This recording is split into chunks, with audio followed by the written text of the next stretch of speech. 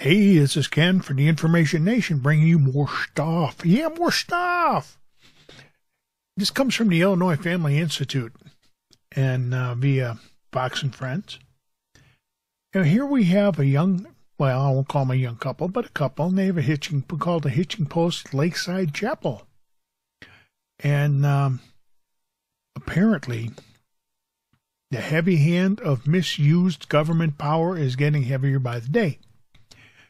Given the Obama administration's vast abuses of executive power, it is not surprising that lesser lights are following the chief executive's example and waging lawfare on their opponents. You know, this couple is in Idaho, pastoral couple, and they own a wedding chapel, and they're facing 180 days in jail and a $1,000 per day fine if they continue to refuse to marry homosexual couples. The city says the couple is violating the local anti-discrimination law, which includes sexual orientation. Yeah, I got a question for you. What happened to religious freedom? You know, is it the, let me ask you this. Is it the Bill of Rights or the Bill of Suggestions? Or is it the Bill of Rights that the government decides to give you? But here's the thing.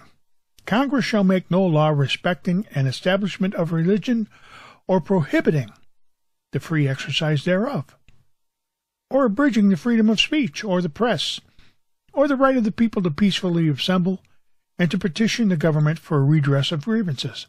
That's the First Amendment in the Bill of Rights. What is it these politicians don't seem to understand? These people have a right to practice their religion however they want to. I don't see them beating up on the Muslims, saying, you got to marry homosexuals. You know what they'll tell you? We'll cut your head off. But here you have a nice couple running their business, doing their thing, you know, running their ministry. And apparently religious freedom, the First Amendment and religious freedom, does not include Christians. There is a war. You know, they talk about the war on women. There's a war on Christians in this country. And they're doing a darn good job of trying to shut us up. I mean, look at Texas. That Denise D. Parker, the mayor of Houston, Texas, she's an activist lesbian.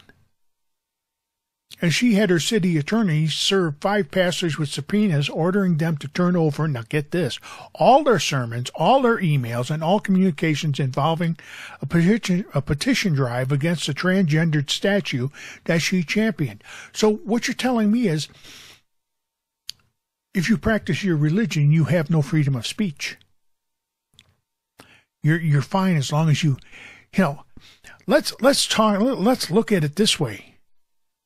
Here you have a lesbian who wants to shove the Christians in the closet. You know, we've tolerated your perverse activities for a long damn time. But now you're messing with our freedoms. So, Anise, shut the hell up, get rid of your subpoenas, and crawl back in the closet where you belong.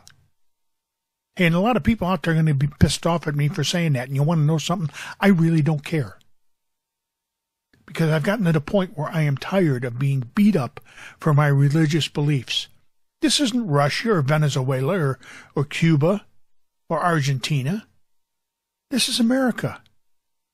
And what's the matter with you people down in Texas? You know, land of the Alamo, where you fought against, you know, Santa Anna and his troops for your own freedom. You know, the U.S. Constitution was there to do exactly what this article says, to restrain would-be tyrants.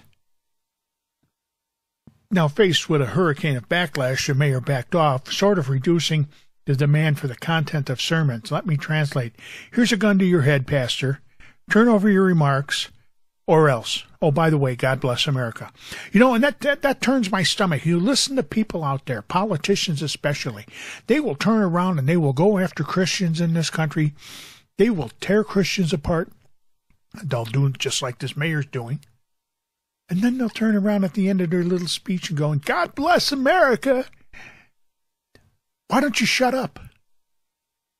Why don't you just turn around and flip us all the middle finger and go home? You're not the type of people we want running our country. Apparently we are, though, because we keep putting these idiots in office.